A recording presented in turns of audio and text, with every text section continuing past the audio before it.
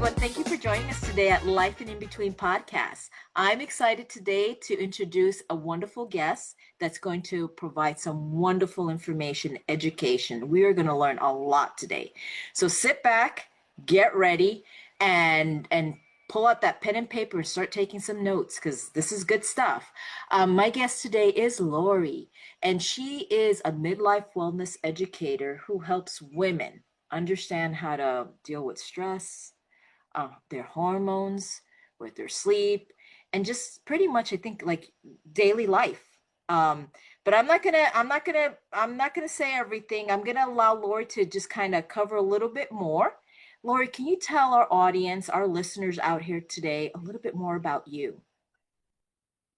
I certainly can. I am somebody who grew up in the heart of New York City, went to law school, practiced law as a corporate litigator for 23 years. Got into the boys club, which was not an easy task. I opened and ran the branch office. And then at age 49, I said, "See ya, boys, moving on."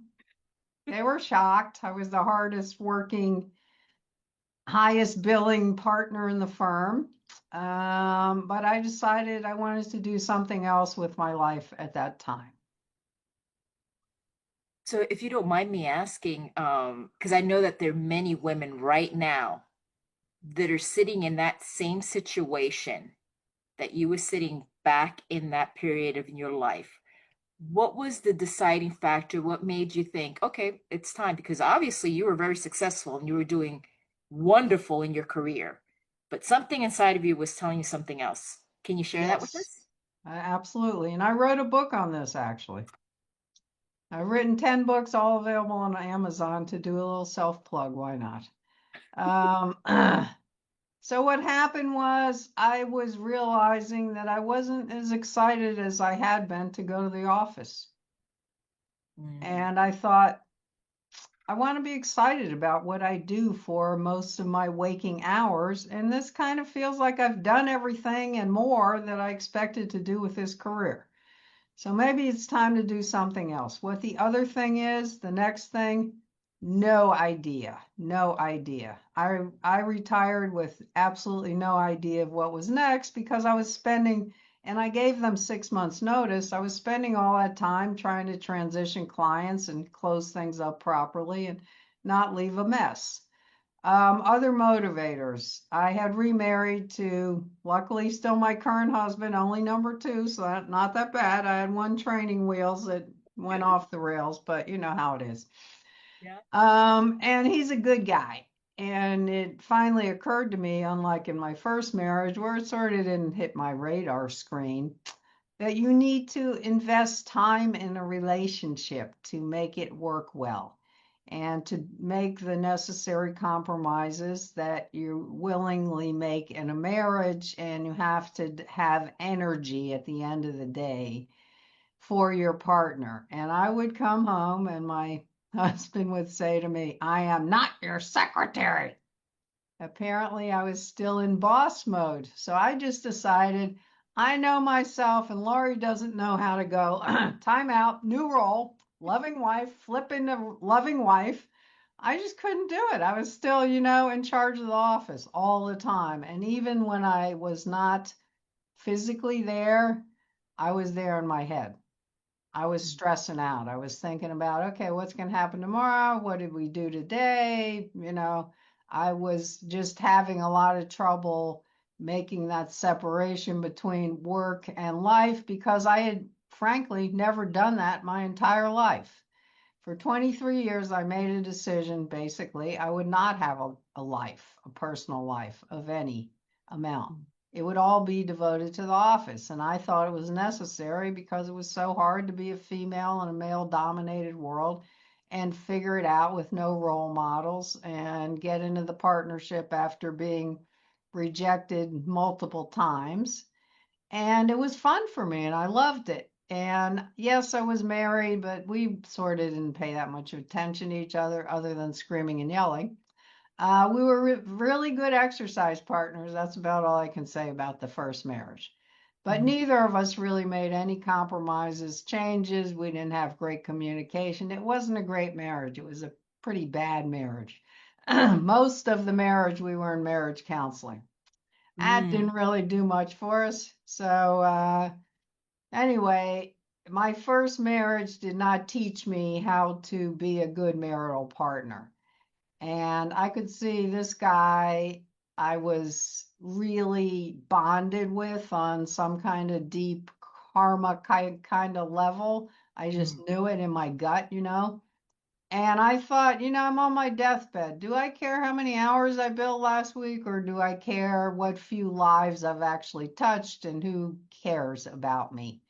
And it's going to be a small number regardless of how you live. And I didn't want it to be zero, Diana. That would be bad. Yes. So I decided I would aim for the one who actually seemed to be willing and able, and I would spend some time on that relationship. And I knew, because I knew myself, the only Mm. way to do that was to divorce my other life, which was my work life, which was my entire life, you understand.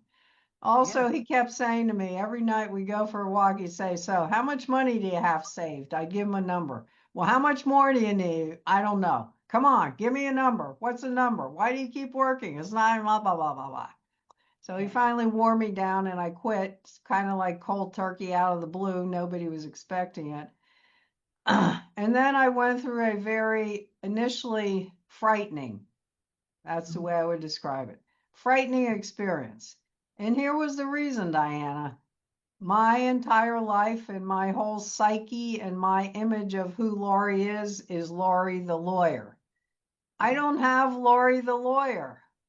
Okay, who do I have? I'm like, I don't know. I really don't know because I've never thought about it. Do I have other skills and talents in life? And I was deathly afraid, Diana, that the only skills I had were just the ones really well adapted to practicing law, and that's why I was very competent at it. And I really had none other to apply in life, and I was just going to be a total abysmal failure. But I knew I was going to have another career. I was not going to sit home and bake cookies, as Hillary Clinton famously said. That is not me. I need to have purpose. I need to do something super important to me. I think I have a brain. I want to use it. I just didn't have a clue what might be next because I'd never even thought about it for 10 seconds. Huh. So it was very frightening. And when I give advice, sometimes I coach people on career change after I talk them out of quitting their job because it's stressing them out and messing up their life. I say hire a psychologist. It's important. It's important. You will need some guidance. Well, I didn't do that. I wasn't that smart. I suffered through it, but it was really, really scary. I felt like all of a sudden I have no identity. Nobody needs me. I don't really know who I am.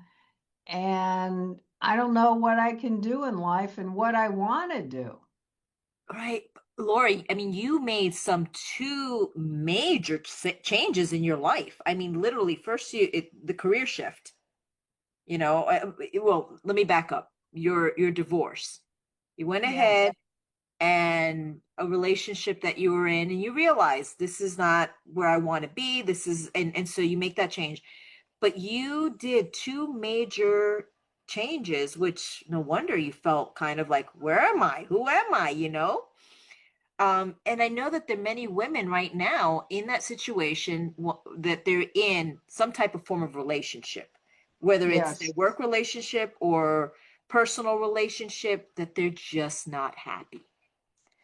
And they need that change. They're not excited anymore. There's not that. And you said some key things, seek therapy, get a therapist. You need somebody to guide you along the way. Um, but you went up the tough road. You went the tough. Yeah, I generally do that. I make my life a lot harder than it needs to be.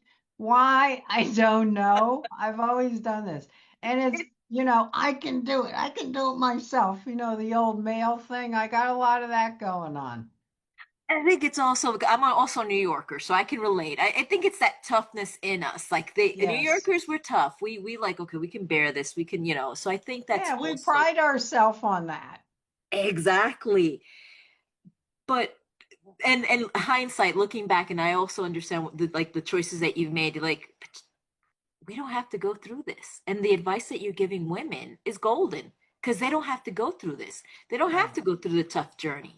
That's right. And so now I'm loving this. So you find this person in your life, you're into your second marriage, and he's asking you there's these tough questions like, okay, when is it enough? How much money are you making? When is enough money gonna And I thought, would you stop harassing me about this? And every night he kept it up. He kept it up. It's like, and I was already toying with the idea of maybe I could do something else, but frankly, I was scared to death. And Mhm. here's what happens. 23 years, I'm very competent, confident, comfortable. I gave up all of those things for I don't know who I am kind of feeling. It's frightening. It's frightening. And I think a lot of people stay in the same, they're unhappy, Yes. and because out of fear of the unknown, they don't Yes. they don't make the leap because of the unknown. And then I think this is the hardest and saddest part, and hearing it from former guests and people that I know, and you look back and you say, I just went through 30, 40 years of this. Like, what did I just do? Yeah. Why? So I have a true admiration in that even though you didn't know what you were going to do, what was the next step, but you took the leap.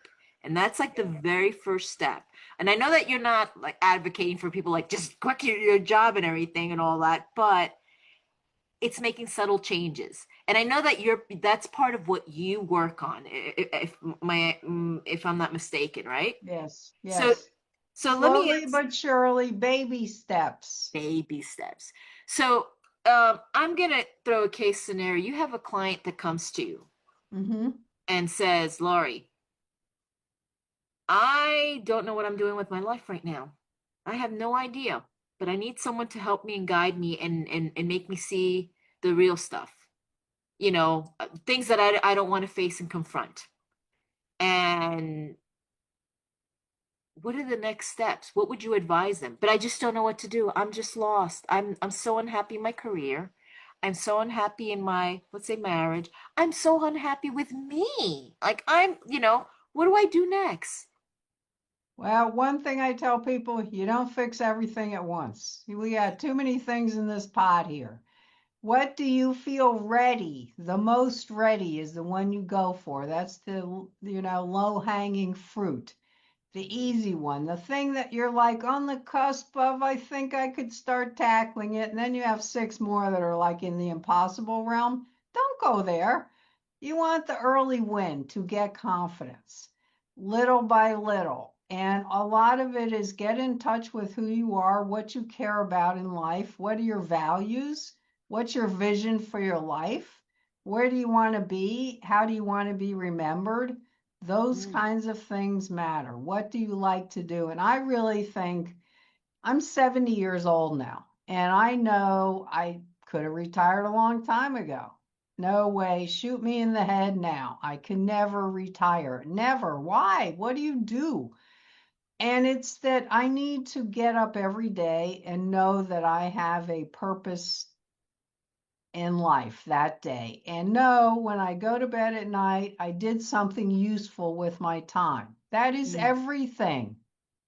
Other than that, I don't know what's the point of being alive. Just go on yeah. vacation all day, like my husband is 78, he's still working. He says, I can't play golf all day. I just can't. I have to do something that feels meaningful. And when I finally found wellness coaching, it's like my passionate match. And I never thought I would find it. And I didn't even know what I was looking for. I didn't even know it existed. And now I feel like I can really help people with their health and their lives. Wow. That is such an honor that people let me in, Diana, and they trust me. And we talk about everything. and we figure out, and it's all about, how to make them happier. And I keep saying, you don't get the damn days back. They don't come back because you were miserable for a year because you were stuck and scared. Get over your scared, make a leap, know that you're going to be okay, know that it's okay to fail. If you're not failing, you're not doing anything. That's the reality. You have That's to try. That is so true. I love and like everything that you just said had like a major mic drop moment and then mini mic drops coming down, boom, boom, boom. Because what you just said is so true. Oh my gosh. And as you were saying, I was like I should have been jotting down because I had a question. One, I want to circle back on something because I don't want to lose this question. You said that you ask your clients at that moment, how do you want to be remembered? Yes. What is yours? How do you want to be remembered, Lorie? I've actually thought about this. I want to be remembered as a person who was kind. Mm, I never would have said this a long time ago. And one of the things I try to do now is I try to think of one little act of kindness. And I know how corny this sounds, especially coming out of a New Yorker's mouth. It's like, what? It might be holding a door. It might be telling a woman how pretty her blouse looks. It might be telling the maintenance guy, you do a great job. mm, You will be surprised how easy it is to make somebody's day just by acknowledging that they're another human being and saying something kind to them. So, why don't more people do it? Why are we so nasty? Why are we so on our phones, ignoring people, not looking at anything? It's a crazy way to live. We are made to be connected, we're pack animals. You have to touch other people. That's what your job is, I think. Touch other people, try to enrich their lives, make them laugh. I'm pretty good at making people laugh. I have good irony going on, you do, you do, you It's do. very fun. I try to, just put a sparkle in somebody's eyes, say something nice. Why not? And my husband is the first priority, and there's never a day that goes by we don't send some lovey icon back and forth. It's like, you didn't send me any love today, okay? I'm in the doghouse. Little, just a little reminder. I care about you. Yes, I'm busy as hell today, but you know what? I got 2 seconds for you. Always. Always. And you got to find out who you are, what you care about, and you got to live that person. You got to live that person. Otherwise, you're cheating yourself. That is so true. If you don't mind me asking, how long have you been married? 22 years. Oh, you took And it it. was it was love at first talk, which I Wow. did not believe in at all. Okay. Here's how my first marriage went. So I was Okay. dating this guy, wonderful man, very, very kind. I liked him a lot. And it came the 1 year, apparently, I wasn't counting. And he said, okay, time to get married or not. And I said, what? And he said, well, that's the way, that's my rule. 1 year, it either happens or it doesn't. I went, oh my God, really? So he's serious. So I tried to get disqualified, Diana, You because did. I didn't want to have to be the person who said no. I said, does your mother know that I'm not going to have any kids? Does she get that part? This is a close-knit Italian family. I thought for sure she would say, oh my God, you can't marry her. Right. No, she went, it's okay. And I went, damn, that's not going to work.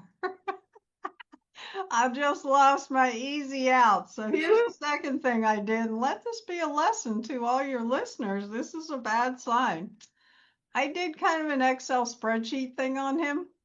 So it was like good traits, bad traits. Okay. If you have to do that, you know what, Diana? You already got your answer, and the answer is no. So somehow I did that and came up with yes. And okay, so I agree to marry him. We plan this elaborate Italian honeymoon. We've already bought a house. We've done all this stuff. like 2 days before the honeymoon. And by the way, we have relatives of his we're visiting in Italy, so it's very much up his alley. Right. He says, you know what? I think we should just go to Lake Tahoe for a couple of days. I went, what? Are you serious? Yeah, I don't really think I want to go. I think we should just go to Tahoe. And I went, are you insane? We're going to Italy. It's paid for. I've made all the reservations. He goes kicking and screaming, blame me because it rained, blame me because it was cold, blame me Mm, because, and I kept saying, here's your plane ticket, take it, take it, take it. He never took it. Let's just say things did not get much better after that. mm, But here was the thing. I waited until I was 36 years old to get married. I had gone through a lot of serial monogamy to the point where I was like, I am so tired of this. I mm-hmm. want to settle down. I want to have a house. I want to be an adult. And he came along, and I thought, this could work. And then when it was obvious it wasn't working, I went, I do not fail. I don't fail at anything. I am going to find a way to make this work. If, I have to go to the marriage counselor every week, which we did. And she basically said, you know what? All I can do for you people is to teach you how to communicate. I can't save your marriage. So we went on like this for like 7 years, and basically it was a big culture clash. And what I finally figured out had happened was, first of all, he was still tethered to his mother, and she was going to win the battle over me. Mm. You're never going to win that battle. Sure. And the other thing is very close-knit family, and they had all these traditions, and I was very unlike that, and he knew that, which I think is what attracted me to him. But when we got married, I had all these unspoken obligations, like having dinner with his family every Sunday night. It's like, where did this come from? So it didn't work. Wow. So it did not, well, you realize, but all the telling signs were there. Oh, yeah. Yeah. And I so, just was refusing to see them because I had already made the commitment. I didn't want to admit I'd made a big mistake in my personal life, especially because I thought I'm 36. Gee, I'm not a 21-year-old who goes to Vegas and gets married by mistake. But hmm. here's what happened. Karma helped me get out of it, ironically enough. So Okay. I'm suffering. I'm not ready to give up yet because Lorie just does not give up. She keeps beating her head against the wall because there's a way to make it work. So I created an opportunity to create a Southern California branch for my Northern California based law firm. I thought it was necessary. They were willing to give me the chance. So they rented an apartment for me. There was supposed to be another partner who would come down and, we would switch in and out, relieve me, and I'd go back up north. It was supposed to work like that. Well, it became pretty obvious immediately that it needed a lot of TLC and I needed to be there. I was not going to be going back up and back. And by the way, I had an extensive discussion with my husband about this. I said, this is going to be a big change. Are you okay with it? Oh, yeah, it's great. Go ahead, do it. And we agreed we'd trade weekends. I'd go up one weekend, he'd come down, kind of thing. He came down once and then refused to ever come down again as long as his mother was alive. Oh. Um, and so, basically, we were already living separately. The firm was paying my expenses, and I just decided, okay, now is an easy breaking point. I am physically out of the house. He's adjusting to life without me, and I asked for a divorce, and he blew a fuse and said, how could you? Till death do we part was the promise, and you're reneging on the promise, and I just can't believe you're doing this, and I'm not going to let you do it. And then he pulled me through hell for 6 months and started arguing about money since we didn't have any kids to argue about. And he was a guy who didn't care about money. He was supremely angry. Mm. So one night during this process, I'm going up and I'm trying to take some things from the house because I've moved out of the apartment into a house, and he's fighting over kitchen utensils and he doesn't even know the function of the utensil he desperately needs to keep, I swear. And Oh I my just God. had one evening of that and I thought, you know what? Here's what I'm going to do. And this just happened karma. I'm looking for a house and they show me the last one in the development, which is a furnished one. It was the model. And I thought, I don't need any furniture. He can just have the house as is. I don't have to argue. He's never going to know why. Karma, I'm taking the furnished model, and I basically gave him the house. I got a little bit of money, but I didn't argue over the furniture, and it finally went away. But that was just a bunch of karma happened to let me get out of it at a Right. time that was very opportune. So that's So, how the first marriage went. right. So everything was just falling into place. Boom, boom, boom, Yes, boom. And it made it an easy way to transition out. Wow. yes, So the yes. universe was telling you, like, It this is was. It it. was. I Mm-hmm. had an opening to get out and I took it. And here's the other irony. There is a very old partner who still had the corner office next to me. And when he heard that I was going to do this, he sat me down and I wasn't close to this guy and he didn't know much about my personal life or anything. And he said, no, you know what, Lorie? I don't think you should do this because I think it's going to ruin your marriage. And I went, what? You don't know anything about my marriage. He's going to ruin my marriage. Somehow he knew. What he didn't know was I wanted the marriage ruined. Now let me ask you this, because this is really interesting. Because did you know, were you conscious of knowing that you wanted the marriage to end, or was that a subconscious thing? Because after No, I reflection, knew. oh, you I knew. Okay, knew, but I still wasn't quite ready to be a failure. I see. Okay, okay, But that I makes sense. knew it was not good. I knew it was not improving. I knew we'd invested a lot of time trying to make it work and it still wasn't working. I mean, we would yell at each other all the time. Mm, mm, And I was angry at him about half of the time. It was not pleasant. I wanted my home to be a place of refuge. mm-hmm. And I grew up with parents who screamed at each other constantly. And I had promised myself, I will never live in this environment. And now I'm going, how did this happen? I am the environment. I'm contributing. I'm recreating a horrible experience. What am I doing? So you weren't the best version of yourself, Oh no. and you just realized you at this point you couldn't continue anymore. You Right. know? And I would use work was my escape. I went in every Saturday, whether I needed to or not, just to get away from him.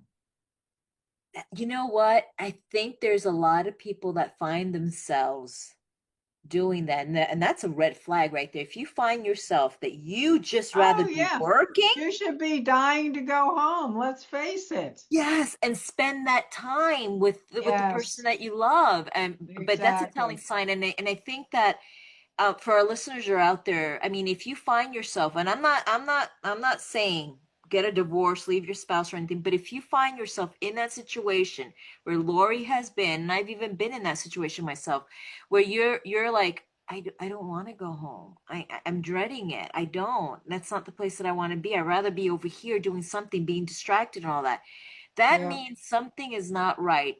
And if seek counseling and everything, but if you really know it's over, don't let the time tick away. Yeah, do something about it. You know what? You can find happiness. Or Mhm. may and the other thing I think about, because I did a lot of serial monogamy. Would I be happier alone? I don't like to be alone, but would I be happier alone than dealing with this person? If the answer is yes, you get away from them. You just go, go, That go. is You so got true. your answer. Yep. See, these are the questions that, yes, that we have to ask ourselves, and I'm glad that you mentioned that because, yeah, if you say yes, I'd rather be alone. That's a telling sign. Oh Get yeah, out. that's Come on. that's like, yeah, this is stupid. What am I doing? Exactly, exactly. So But now, Diana, your theme is kind of if you know you're stuck, do something. Be brave. Just Right. try something else because it's not going to, a lot of things we get stuck in, we know they're not going to get any better. And we just make ourselves miserable by staying there. You got to ask yourself why. I know it's always easier, inertia, upsetting the apple cart. And, in a relationship, it's always tricky. I'm sure you know this. Obviously, there were a lot of wonderful things about this man, or I never would have married him. Right. So, at the same time, there are things that are deal breakers. There are things that are wonderful. And you're giving all that up too. But you got to decide where the balance is. And if you're not happy, you deserve to be happy and you got to move on, even though it's scary and even though you're going to be alone and you're going to hate it and you're going to miss them on some level. You deserve to be, in a place where you feel comfortable, and your home needs to feel like the place you want to go, where you're comfortable, you can be yourself, you can relax, you got support and loving arms there. If you feel like you're running into a buzzsaw, which is the way I started to feel like him, I don't think I want to keep running into the buzzsaw. That's so very true. I love everything that you're saying, and I think that you said something that is so true. I mean, to be in that in between moment. I mean, we're all going to go through at one point or another, And we and need to. That's what life is. It's transitions, exact it's changes. exactly, and we need to, and it's okay to sit there for a little, but not get stuck in it, which you said. Right. And so, based on because you are basically a wellness coach, you kind of focus on people that are dealing these issues. When is it that moment? Because I know we need to sit in it for a moment, but then we just got Yes. to wake up and move. When does that happen? I know each person is different, Yeah. but we have to be honest and start reflecting within ourselves. What advice would you give that person to say, okay, it's time to start moving? When is it, so that they realize that light bulb moment or that aha moment comes into play, like aha, like, oh yeah, I've been sitting here way too long. Sometimes I can help somebody who's in that situation, but basically it's an internal thing. Mm. You have to be internally motivated to make change. Nobody from the outside can make you change. But I know what can help, and some of it is just about saying things out loud, turns out to be a very powerful thing. When you hear what you were thinking about in your head silently, somehow, sometimes it strikes you as, huh? Really? I'm doing this? But you hadn't really acknowledged it until it came out of your mouth and you said it to someone else, or you say it to someone else and they say it back to you. Here's what I just heard. Is that what I said? But people can get stuck and just stay there. But, I can't internally motivate anyone to change. It has to come from them. And then I can give support and guidance. But they have to be prepared to do it. And, you can help with the scary stuff and all that and reassure them. But until they're ready to make the change and to give up whatever comfort is in the stuck place, there really isn't anything you can do. They got to work through that. Right. And they got to be prepared to do the work that Yes. comes after And that. it's hard work and it's frightening work. And they're going Mm. to fail repeatedly. Failure is But okay. it is okay. But here's one thing I want to emphasize, particularly for your listeners. I said I was very scared. I didn't have an identity, basically. So I went just back down to Lorie without the lawyer shield, which was my favorite hiding place in life. Mhm. Mhm. Um, I thought, it's a chance to be kind of a nicer person on a sort of a personal level, because as a lawyer, particularly a litigator, particularly a woman, particularly a New Yorker, I'm just tough as nails. I am just like, you don't put anything past me, and I don't give an inch. But I realized while I was doing it, it was really an act. And I was very good at the act, and I could put it away and, chill. and I was fine with it. But you know what? It got tiring. It's tiring to be on stage all the time and to be a different person because the role requires it. And I thought, this could be kind of a relief. I could just be like a real person and sort of nice, you know? And I thought, this might feel kind of good. And now I think it's a burden to have to be nice all the time, but that's that's just me. Sometimes Right. I'd rather go back into that mode, and I do. And people say, "Yeah, I knew you were a lawyer before you told me that." And I go, "Really? Oh, damn." I forgot where I totally lost my train of thought, Diana. Where did we start this? So that was my next question because we talked about husband number one, and then you went because we were talking about how because I asked how long you were married and husband number two, but we started from the beginning and how you talked about that marriage, and then now we're gonna go. I want to know about husband number two because that's Okay. okay. Let me tell you about him. This is because I told you it was something I didn't believe was possible because I did the Excel spreadsheet the first time. The Yes. second time, here's what happened. I'd been going to this gym for a long time. I'd kind of sort of seen some guy around. He'd made two pathetic attempts to, get to know me a little. He asked me once, where did I ski around here? I said, I don't ski. Where do you play tennis? I don't play tennis. So he didn't get any good openings. He was trying a little. And I would see him. He worked out with these three women, and I didn't really pay any attention to him. I mean, I thought, yeah, he's kind of good looking, whatever. I was in my own stuff. So I'm in the locker room, and there's this one woman who flies in. She's just a whirling dervish always, like in the house is burning down, her hair is on fire every day. That's who she is. Super nice, but she's like, could you calm down a little, lady? Bring it Comes down. over and says, there's a guy who wants me to get your email. And I went, what? And she says, I think you know him. And I said, well, who is he? I don't think I know him. She said, he still has all his hair. That was the first thing that was important to her, apparently. And I think he makes a good living. And I thought, boy, those are big clues. He has all his hair and makes a good living. Important. Okay, now I've really narrowed it down, and those are my two criteria as well. How did you know? So I'm thinking, I have seen her. That guy I was thinking about, he hangs out with her and some other people, so maybe it's him. I don't really know anything about him. And Right. she's like, give me 2 seconds. You gonna give me your email or you're not gonna give me your email? She gave me his name, but his name didn't mean anything because I didn't Right. know his name. So I said, okay, we found some piece of paper in the locker room, probably, piece of toilet paper. I don't remember. And I wrote my email. Now, mind you, Diana, I have absolutely the worst writing in the world. And I thought, okay, I gave it to him 50-50 if he can even read it. So I think I'm fairly safe, and I'll just let karma take over. I don't really care. I don't know who he is. I was not on the hunt. And so then he starts emailing me. He obviously could read it.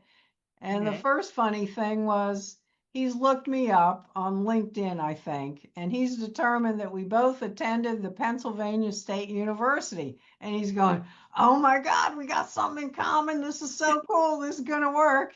And so he starts emailing me about Penn State. He's still got football tickets. He goes back there all the time. And I write to him and said, I hated that school. I absolutely hated that school. Okay. He's like, okay, well, that didn't work. I found it very amusing. So then we went through several attempts to get together for coffee, and one time he canceled at the last minute, and he denies this, but I think he was scared. And Mhm. then we tried to rearrange again for the next weekend. He said, sorry, but I'm going to be at Penn State. There's a football game. And I'm like, oh, well, for later. So then I'm there on the weekend working out, and damned if he doesn't show up. And in the meantime, I had heard there was going to be a very, very bad snowstorm back Okay. in Pennsylvania area.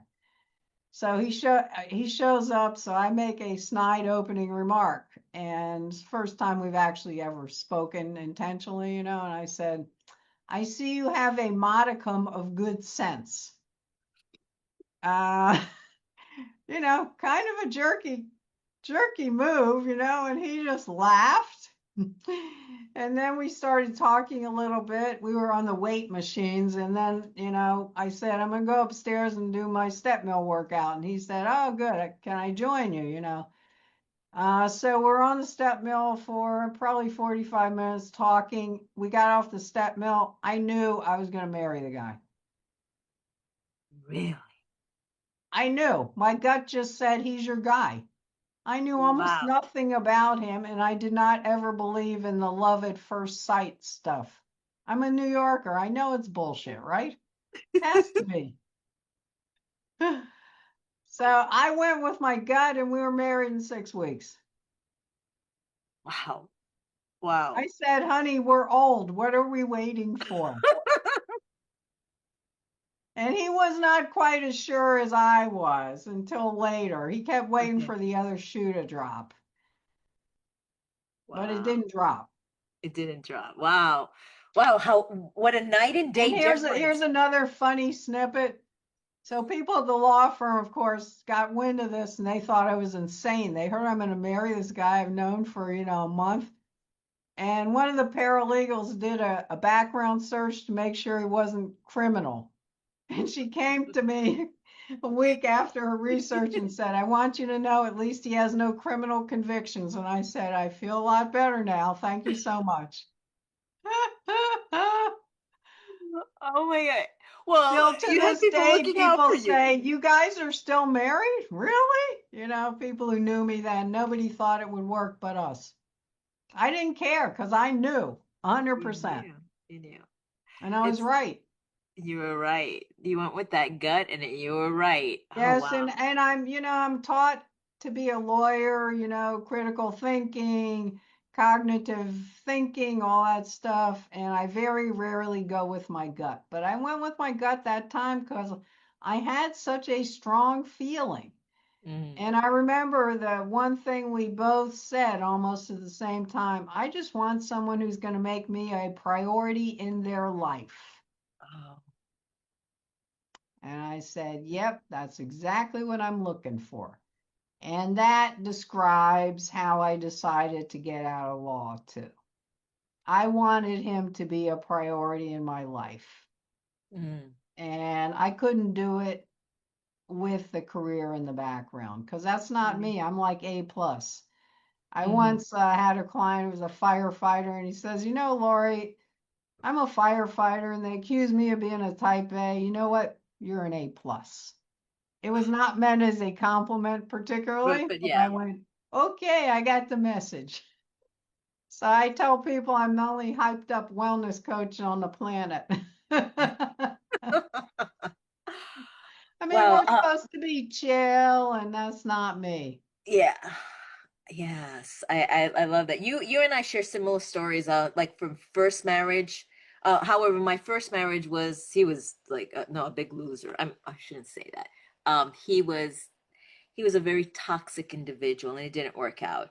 You And thought that was better than loser? You said you went from loser to toxic, I apologizing for loser. you know you know what? Look at that. Yes, you're right. Like he's a loser. No. And then I'm like very I'm toxic. sure And they're both true. yes, yes. But yes, it was not a healthy relationship at all. And so I fortunately got out of that relationship. And it's funny that you should say my second marriage, we're married 20 years now. We've been married for 20 years. And that I knew, like when you said you knew, Did you know? I only knew him I actually, he was from out of the country. From Morocco. I flew out to Morocco, only knowing him like 3 months, like that chat back and forth talking. I know, very daring. Wow, I call myself like very. the original 90-day fiance kind of thing. Um, Flew out and met him. And within that period of time, that month, I knew. I got all the signs, like I knew. and then I married him when I was in Morocco, and we've been married for 20 years. Wow. So how long did you stay in Morocco? I only stayed there for a month, and I knew, and immediately, like when I knew, and that I said, "Let's get married," and we wound up getting married. So did he move back with you after a month of marriage? Yeah, he moved to the United States, and we've been married for 20 years, and we go back and forth to Morocco. We have a I home see. over there. We go back and forth to see his family, and we stay there So like for you're as two. crazy as I am, Yeah, Diana. it's the New Yorker in us. Like I don't know what it is. So I get what you were saying. Like when you said you knew, and only knowing him, I said I get you, Lori, because same story here. I knew. And another message we have, Diana, is don't settle. Don't do what I did the first time around. Do Yes. not. There is someone who's going to love and cherish you. Trust me, they're out there. It is worth waiting for. Don't settle for, good enough. Yeah. Yeah, there's a ton of things I hate about this guy, but there's enough good I can put up with it. No, don't do that. You can find the love of your life. Absolutely. And it's never too late. And I think that when Right. you actually go through that self-discovery, that journey, you realize, yeah, And that's about being brave too, yeah, waiting and rejecting someone who you think is not good enough because you deserve better. And a lot of people settle because they figure, the perfect person wouldn't even love me because I'm not good enough. They're wrong. You are. it's true. It's funny that you should say that because prior to me marrying my husband, I was in a relationship. I was actually engaged. Ah, A wonderful man. I mean, like good man. But I knew yep. he wasn't the right one. Yep. And When I you had know that, and a lot of people just forge ahead, they're too far in, everything's pointing that way, it's easier to do it. Don't do that to yourself. exactly. And I had to make that difficult choice of ending that relationship because I knew it Yep. wasn't right. It wasn't for many reasons, but he was a good man, a wonderful Yeah, man, exactly. but wasn't for me, You're pretty brave. And I cut the relationship and ended it. And then I came along and met my current husband. See? And if you had done that, you would have had a much less happy life and never met the guy of your dreams. yes, that's Don't do very that to yourself, people. exactly, You exactly, got to value yourself enough. That's what it's about. And you exactly. got to know what you want. And someone can be loving and have a million wonderful traits, but if they're not good at match for you, don't. That is so very true. I love this, Lori. I mean, like, I could sit here and talk for you for hours because I think we're like going through so many layers of stuff. I want to circle on some important things because I want to really kind of focus. I know you said you wrote several books, right? You have written Yes. books. Let's 10. talk about that. Wow, Yeah. 10. Okay. Can we talk and unpack that a little bit? Sure. I decided to start writing health and wellness books. The first one was more about baby boomers because that's kind of what I was talking about at the time. I was doing a lot of public speaking and writing and stuff. So I hired an editor and a proofreader and got it published on Amazon. Oh, And then okay. I just kept cranking them out, and they're all self-published on Amazon. And this time, I think I can do it without the editor or proofer. Don't tell them yet because of AI. Because of AI and because Amazon has now made their formatting a lot more doable. So I'm writing one right now on metabolic health. Okay. And Okay. I'm kind of breaking it down. I wrote one about career change. I've written a lot of them about, how you change habits, um, how to lose your lover in 40 days. That would be junk food. How to live in a Mm. world designed to make us fat and lazy. I'm good at titles, so I'm now on number 11. So it's just Wow. a fun little highlight, but don't delude yourself, people. No one is going to buy your book on Amazon. You're never going to be found. If you think you're going to make money, you're not. I use them as giveaways. I give them to prospects. I give them out to people when I do speeches, stuff like that. And it, Okay. gives you some credibility. It's fun. It's not that hard. It's something I do kind of in between when I have time. Okay. And this time I feel like I got somebody helping me, which is AI. So that really is helping. That's really helpful. That's wonderful. Yeah, that how AI can be utilized to and expedite things much quicker. Yes. It's much faster.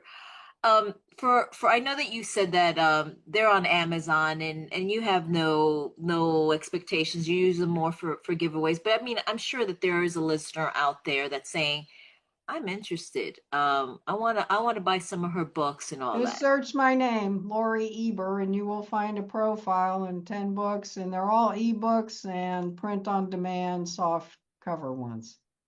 Fantastic. Thank you so much on that. So let's kind of so we talked about the books and everything. I kind of want to now dive into a little bit back to what you currently do, Okay. being this wellness coach. Um, Um, okay. You're done?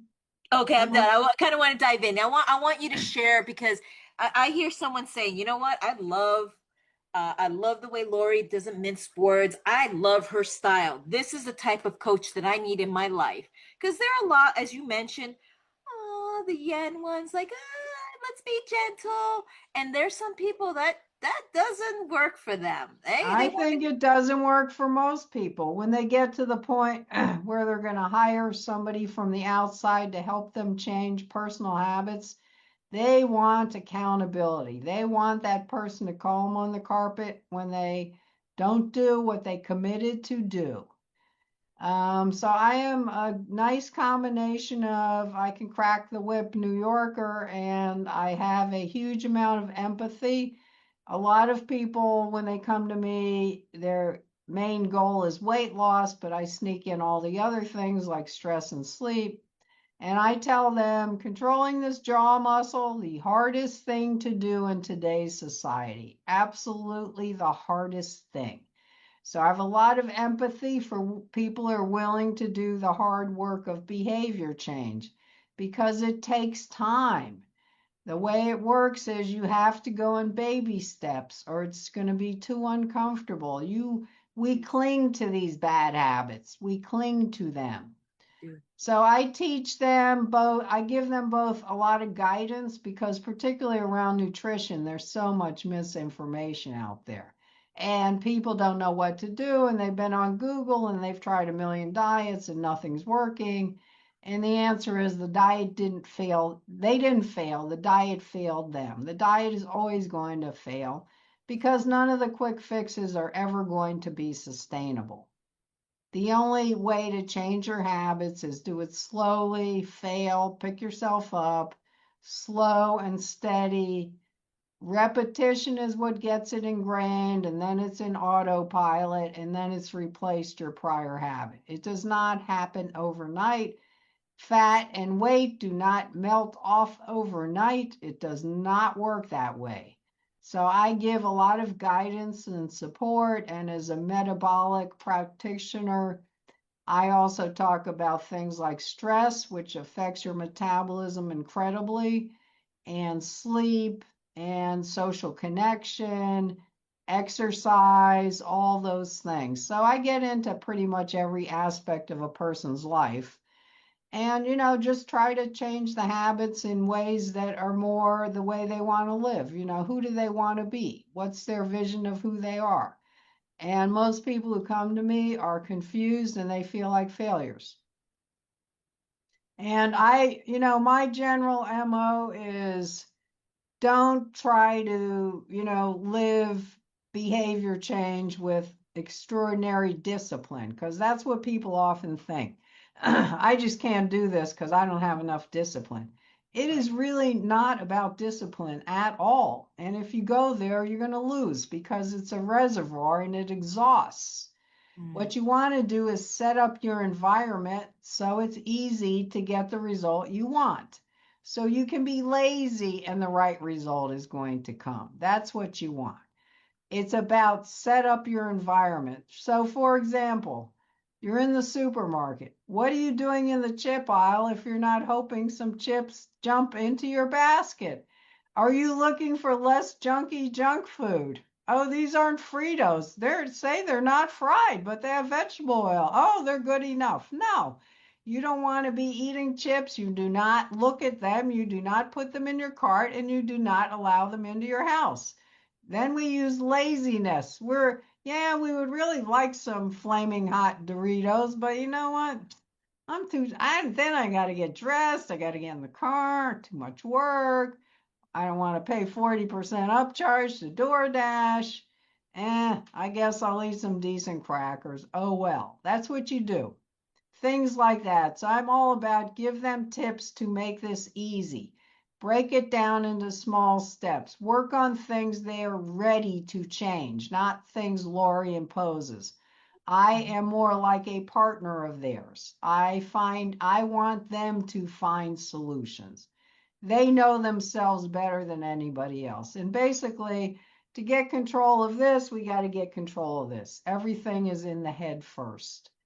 Exactly. And you really have to decrease things like stress and all that to make your metabolism work the way it's supposed to burn the calories instead of store them as fat. And the same problem with sleep. And people don't realize that the brain and the body are an instant chat fest all day. They are talking to one another. Yeah. Things are going depending on what's going on in the brain. And, if you don't get your sleep and stress under control, you're never going to have a happy metabolism. That is so true. Oh my gosh. I mean, and I love the way that the way that you said this.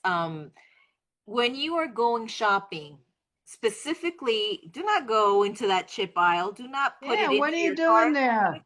Yeah, don't, you're not doing that because once you're home, if you don't have it, you don't have easy access to it. Because if you have it in the house and you find the excuse, oh no, I'm going to get this for so and so, hubby or whoever can have some, whatever the case may be. Don't have it in the house because you're going to sneak into that pantry. And Your because brain knows it's there. Yep. exactly. In the house, in the mouth, Diana. That's the way it works. That's what I tell people. Don't kid yourself. In the house, in the mouth. Yes. Yeah, because And like, you work in an office. Friday is donut day. What the hell are you going in the kitchen for on donut day? If you don't see them, you're in the safe zone. Don't go in there. 3 hours to all be gone. You can go back in. Make right. it easy. Don't look at them. And then eventually, I think what eventually happens is when you go for a song. I know for me, I speak from that because I lost, and I say this proudly, and I'm 102 pounds I've lost to 100, Wow. 102 pounds, but it was Wow. a That's lot of work. impressive. And I'm still on my journey. But one of the things that you said that is so true is that when you don't see it, it's when it's out of sight, it's out of mind, you know. Yes. And when if I do get that sugar craving, I'm telling you, I'm not kidding you. I have my little grapes right here, my little Oh, grapes are I right have the there. cotton candy grapes. They're the Eat. Oh best. my gosh, my husband. Oh yes, they're the best. They are the There is most no candy bar sweeter than cotton candy grapes, ex- and it's real God food. exactly. Thank you so much. You said that because I'm gonna tell you when I am craving that, I put my candy grape. I'm literally, it's so good. And so having those healthy things around you and that constant reminder is what has helped me. Yes, and then eventually what happens in your brain is it doesn't go, I would like to have a donut. Boy, do I want a donut. That would taste so good. You know what it says? I don't eat donuts. Why would I eat donuts? Now I look at the donut box and I say, look at all that grease on the bottom of this pink thing. Yeah, That's what you're putting in your body? That's disgusting. that And that is a so very lot of true. it is about timing your food, not letting yourself get starving, bringing your food. Yes. Preparation is everything. I bring breakfast and lunch every day. I am never going to be hungry enough to eat some random giveaway in the kitchen because I prepared. Other people, oh, we got free bagels today. I'm not bringing anything. We got free food. Okay, you want free food? I'd rather have my eggs. They're a lot more nutritious. Exactly. And I love the way you said that preparation because you don't want to find yourself in that situation. If Yes, you know that you're going on a long drive on a road trip, make you sure you bring pack up your food. stuff. Healthy food. Exactly. Yep, because you don't want to pull into that gas station because you are not going to find nothing healthy in that gas station. And that's what are right. you going to do? You're going to grab the bag of potato chips, I the know you candy set bar. yourself up for it, like you said, you do. And Yes. some people, oh, well, that's the way it is. No, it's Yeah. not. You bring your own food. It's an easy fix, a little Exactly. preparation, Yeah. a little preparation. Hey, if I have a breakfast meeting and I see continental breakfast, I bring my own damn omelet. I don't care. People don't care. They go, oh, that looks really good. Where did you get it? And I go, at home, because all they're going to have are pastries. And I can't eat the entire fruit bowl, so I set myself up that way. Exactly. And that is, and so Those little decisions make a huge difference. You can definitely eat healthy, but you're fighting the environment these days, and you got to understand that. But you know what? It's worth it. And the earlier in life you start, the better the old age you're going to have. I love that. I love that. Man, Lori, I wish I could have you so much longer because I know we're coming up at time.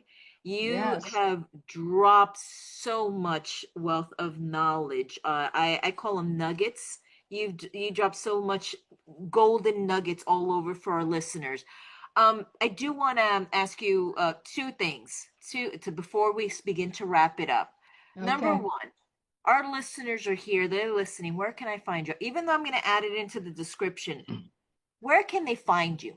Where can I they have a great website, LorieEberWellnessCoaching.com. Did If you you hear just it? search my name in Google, it will come up, LorieEberWellnessCoaching.com. Love that. And That's there's it. recipes and there's all kinds of blogs. I do a blog 3 times a week. There's all kinds of stuff out there. That's wonderful. So listeners, please, I want you to go to Lori's page. I want you to pull up because she's got amazing stuff out there that's going to help you prepare in many areas, whether it's weight loss, stress, proper eating habits, losing the weight, the stress, sleeping well, all these different things, daily habits. So please go ahead and search. The next question that I'm going to ask you is because we are on Life and In Between podcasts, and we Yes. know that people are going through their in between moments and all that. What is a great what would be some great advice that you can give to someone that's currently living in the in between moments? Here's my best advice. Be brave. Hmm. Be brave. Life is supposed to be an adventure. And one of the wonderful things after I got through the panic and the, oh my God, who am I, was just discovering other layers of myself and other skills and talents that I already had or could develop. I mean, it was so cool. I didn't know I liked to teach. I didn't know I could create curriculum. I didn't know I had any creative writing ability. I had no idea because I never explored any of that stuff. And I found there's a lot of cool stuff under there. And did I fail at certain things? Yeah, but I didn't care. I just kept trying. And I started, I went into elder care first and I went and volunteered. And I had some 20-year-old who'd been there, 3 months longer than I had telling me what to do. And I was fine with it. You got to learn. You got to be open to it. Nothing is beneath you. It's an adventure. You look for an open door. I stopped beating myself against the closed door that time. Love And you're supposed to evolve and you're supposed to expand and try different things, and be a more holistic, interesting individual instead of, yep, I'm the lawyer and I can give you all kinds of legal advice and, you know. So be brave. It's worth it. You will be so much happier with yourself and feel so much more fulfilled than wherever you are that you're stuck. You're never going to get the time back. Don't stay stuck. I listen to too many people. They work for some company. They've hated their job for decades, but they're waiting till they vest or they're waiting till the Medicare kicks in, or they're waiting till they are eligible for Social Security. What? You're wasting your time. Be happy. Find something better. You Ooh, deserve it. this is great advice. Great advice. Um, for our listeners out there, I want to say if you know someone that needs to hear the message, and you know someone that needs to be brave and all that, please share this episode. Share this and pass it to someone that you love, because this is the greatest gift that you can give them. Sometimes people need to just hear it from someone else. And by Yeah. you sharing this and hearing Lorie's words, what she has said, these powerful statements, powerful words, can make a difference in someone's life. Thank you, Lorie, for being on our show today. I am so happy that you came on Life and In Between. We are so honored. For our listeners, again, I emphasize, please share this episode. Please reach out to the people. Play it again. Play it 5, 6, 7 times if you need to get the message to sink in. And for everyone out there, I want to just say peace, love, and be brave, okay? Thank you so much.